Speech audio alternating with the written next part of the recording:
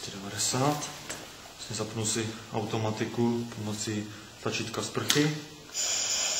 Odtlakuju si přístroj. Zároveň si zkusím, jestli mi funguje varovný signál. Funguje. Vypnu automatiku.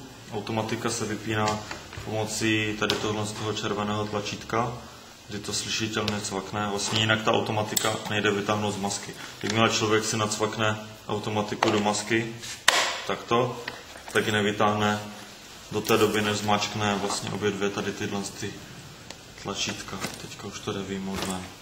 Nikdy se nesmí mačkat všechny 3 tlačítka najednou, to znamená vlastně odjištění z masky plus vypínání přetlaku plus tlačítko sprchy.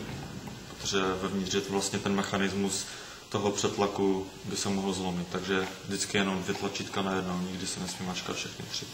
Takže teďka si ukážeme nějak, jak se ten přístroj ještě rozkládá, že jo. Klasická rychlospojka, tlačím dovnitř, potáhnu, vytáhnu ven, automatiku mám volnou. Povolím si suchý zip, povolím sponu, můžu si ještě povolit celé vlastně tady tohle upínání té lahve pomocí tady této pojistky, kterou když potáhnu k sobě a zatáhnu směrem od toho přístroje, tak vlastně tady ta pojistka mi umožní povolit celý ten popruh.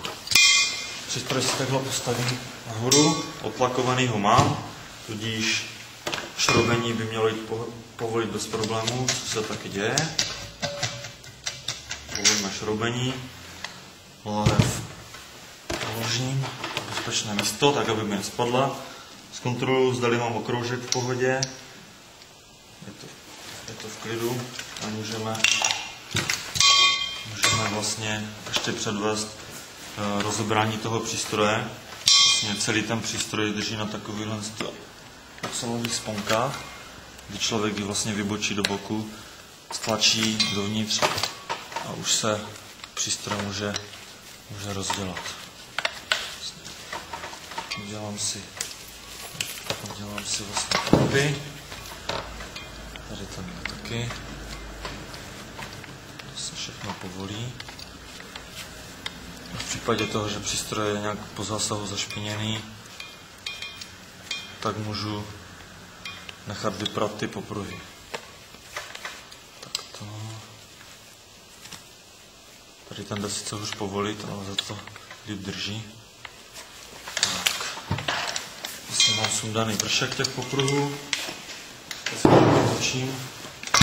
Ze spoda tím samým způsobem povolím. Tam díci.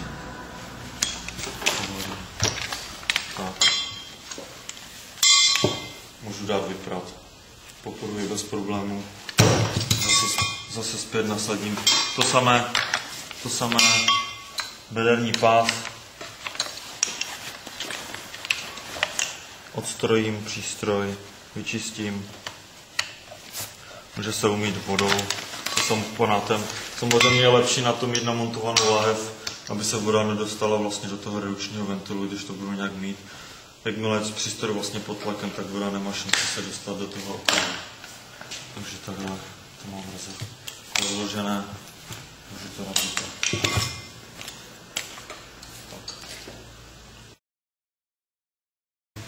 Vlastně na každém přístroji v nosiči je umístěný čip s číslem, který jde přečíst pomocí čtečky čarových kódů. Vlastně tím pádem to umožňuje tomu technikovi snazší sledování těch dýchacích přístrojů při nějakých revizích, při vlastně těch kontrolách. Nemusí opisovat jednotlivé ty čísla, jenom si to přejede tou čtečkou. A tady tenhle vlastně nový redukční ventil, je na něho vlastně podávána záruka 9 let. To znamená, že 9 let se tady na ten redukční ventil nemusí ani šáhnout a přístroj chodí vlastně na revize jenom s plicní automatikou, která se maže a kontroluje a chodí se na revize s maskou, kde se mění náhradní díly. Ale redukční ventil jako přístroj jako takový je 9 let bez jakýchkoliv oprav.